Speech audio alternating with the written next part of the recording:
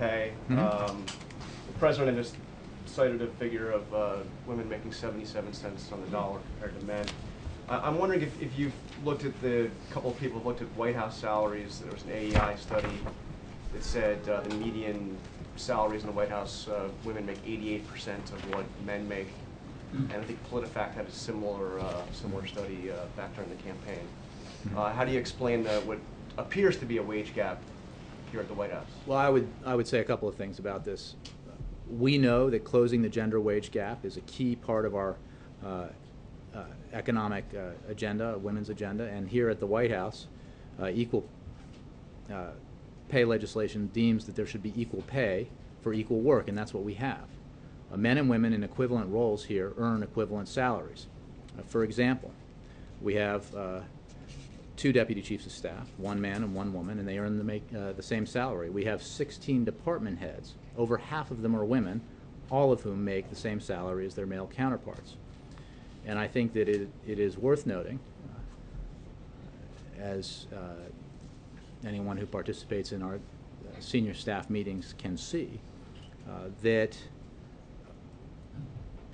we have here in the White House over half the women over half the staff are women, and fulfilling key senior leadership roles across the board, including Deputy Chief of Staff Alyssa Mastromonaco, Counterterrorism Advisor Lisa Monaco, National Security Advisor Susan Rice, White House Counsel Kathy Rumler, Senior Advisor to the President Valerie Jarrett, Director of Domestic Policy Cecilia Munoz, Director of Communications Jennifer Palmieri, Director of Legislative Affairs Katie Byrne-Fallon, Director of Scheduling Danielle Crutchfield, and Director of Management and Administration Katie Kelo. And what that tells you is the President has enormously qualified people in the most senior spots in the White House, and they are but why is half it women. Why is it the median salary of women in the White House is 88% of men? I think that those studies look at the aggregate of everyone on staff, and that includes from the most junior levels to the most senior. What I can tell you is that we have, as an institution here, have aggressively addressed this challenge, and obviously, though at the 88 cents that you cite, that is not 100, but it is better than the national average. And when it comes to the bottom line that women who do the same work as men have to be paid the same, there is no question that that is happening here at the White House at every level. Follow up on John's question about pay equity. So you're basically saying that women at the senior levels here make equal or more than men, but if you're at the lower level and you're a woman on the White House staff, you don't make as much? No, that would be a misreading and misinterpretation of what I said. Everybody at every level here at the White House is paid the same for the same work, male or female. And that is reflected at the most senior levels here, where half or more than half of the department heads are women. Some of the most senior positions in the White House are filled by women, including National Security Advisor, Homeland Security Advisor, White House Counsel, Communications Director, Senior Advisor, Deputy Chief of Staff. So how do we it goes on and on. sense? Well, I think I just explained that, but I'll do it for you as well, and that is that when you look at the aggregate, and this includes everybody from the most senior levels to the lowest levels, you're averaging all salaries together, which means including the lowest level salaries, which may or may not be, depending on the institution, filled by more women than men.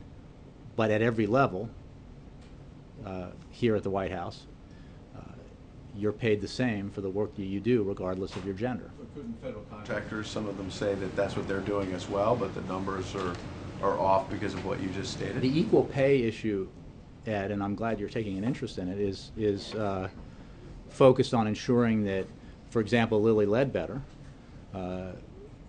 was in a circumstance where she had no idea that she was being paid less than men who were doing the same work until she was informed well after the fact through an anonymous tip. And the legislation the President signed in his first week in office addressed that issue. The actions he's going to take tomorrow using his executive authority address those issues, and they have to do with making sure that women are not discriminated against when they're doing the same job and being paid less for it.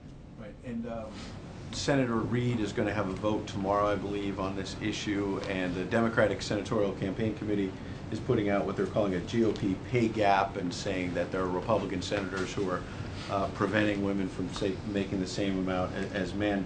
A couple weeks ago when I asked you about this issue and asked you if midterm election year politics had anything to do with this, you said you were offended at that question, that politics had nothing to do with this. With the DSCC pushing this issue in that way, do you still stand behind the idea this That's is like saying the not a DSCC political pushing issue? the minimum wage or pushing any agenda item that they believe is important policy is about the midterm elections. I would remind you that the President of the United States, the first law he signed, first bill he signed into law, was the Lilly Ledbetter bill. That was a long time from any election. So the actions the President's taking this week, the action that he supports that the Democratic senators are taking, reflect a commitment that he's held and proven his interest in from the very beginning of his time in office.